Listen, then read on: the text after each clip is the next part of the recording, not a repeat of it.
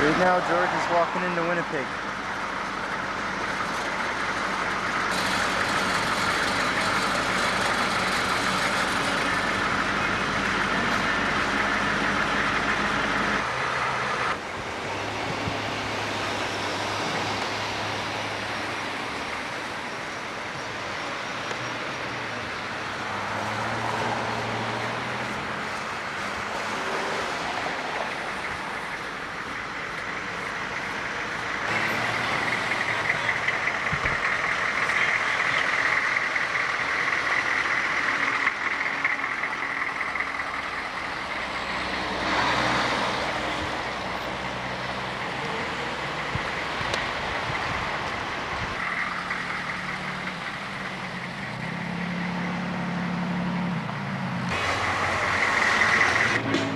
Mr. Cab Driver. Coming to get it better? Hang on.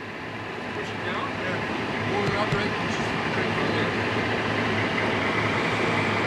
Oh my god. Not really. Well,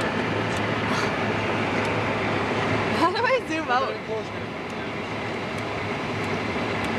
There you go, buddy. Give her a shot. No.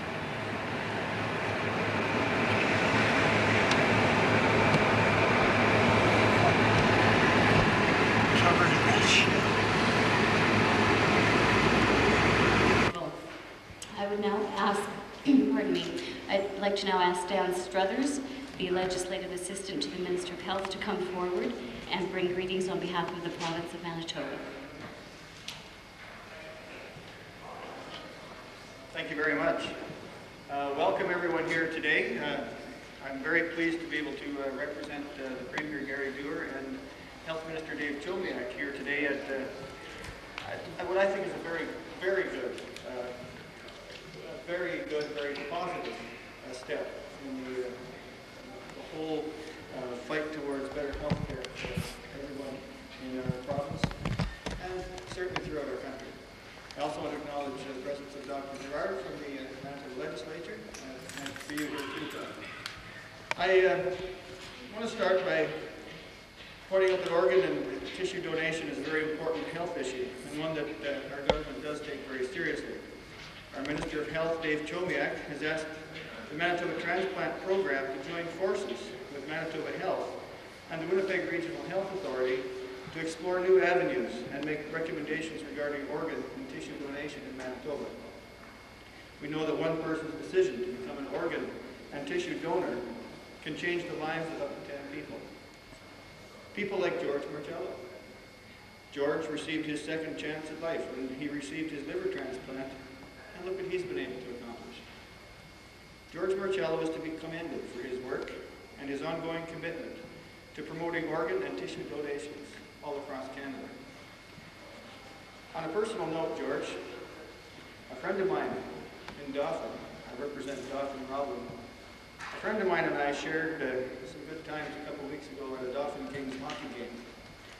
Without the generosity and the caring of someone who donated to my friend Mike, we wouldn't have been able to share that hockey game. For that, I and Mike and others are eternally grateful for the work that you're doing, the cause that you're promoting, and just on behalf of all of us, thank you very much, and keep up the good work. Thank you.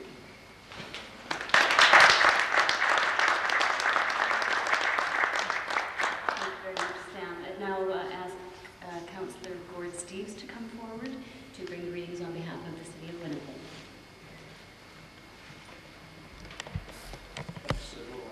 Honored guests, Mr. Gerard, it's good to see you. I'm putting my fellow councillors there.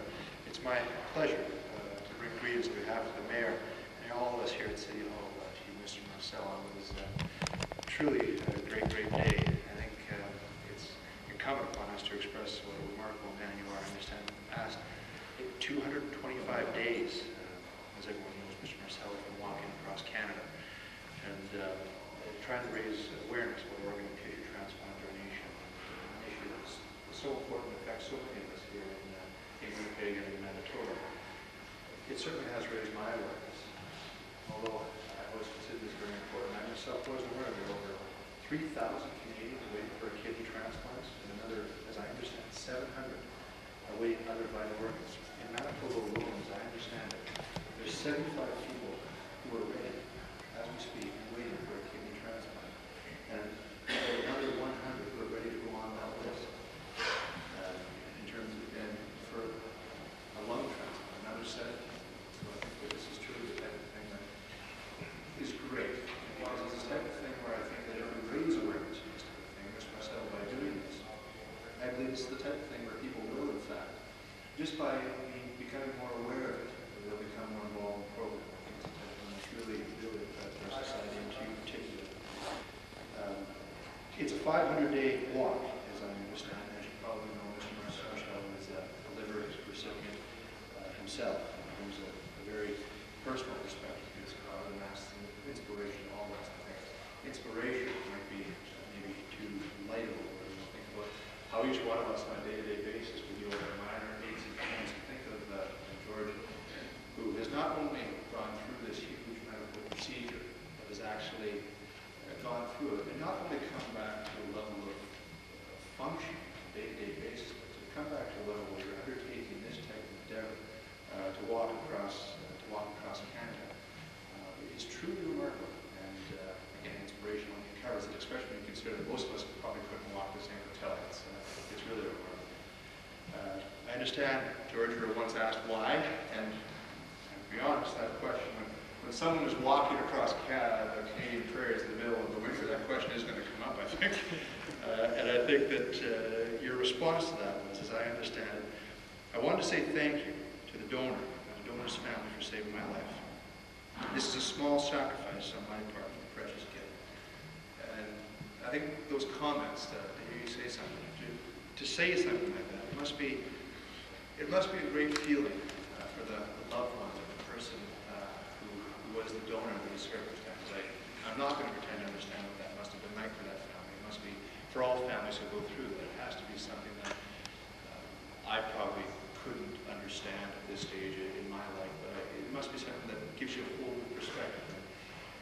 For all those trying times that family must have went through, and you yourself, to have those people probably see you now, it probably gives them a measure of comfort, at least in some small way, makes up for the pain they have to go through. And certainly, if they were to say so, they'd probably thank you. To not only have that person as spiritually with you, but physically with you, is quite a thing. I think it's it goes to the line of giving, and how acts like this, the acts of kindness, these acts of giving, they keep going. I think the person by doing what they did for you, and you by doing what you're doing for everybody else, it goes to show you that it's not just bad acts in this world that are repeated and that go on and on and on.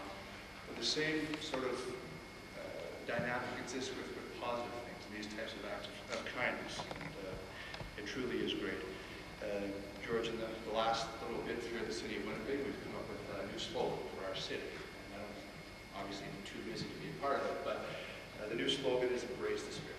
And here in Winnipeg, I think in Manitoba, probably to a large extent, we consider ourselves a heart of salt. You've probably heard about Winnipeg and the spirit Winnipeggers have. We're big on community. We're big on giving. We're big on volunteering. That's what we do here. We're kind of a smaller city in a huge area. That's how we sort of deal with our harsh climate and the things that we're exposed to. And I think your timing is perfect, because your spirit and what you're doing is exactly the type of thing that we've raised here in Winnipeg. So I think if a city is comprised of spirits, which of course it is, I can tell you yours is certainly most welcome here in Winnipeg. I think on behalf of all those of us in the city of Winnipeg, we have a small token of our appreciation. If you wouldn't mind coming forward, we would like to not only wish you all the luck in your journey, and certainly you'll be fine, but I think I speak on behalf of everyone. I hope the weather cooperates for you, because it has the capacity to turn bad. Congratulations, and please accept our sincere congratulations and thanks.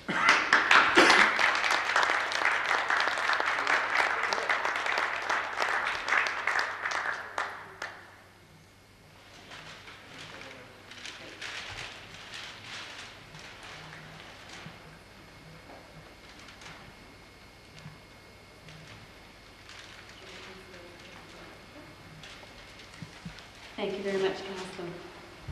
I'm so glad that George is with us today, because we are celebrating his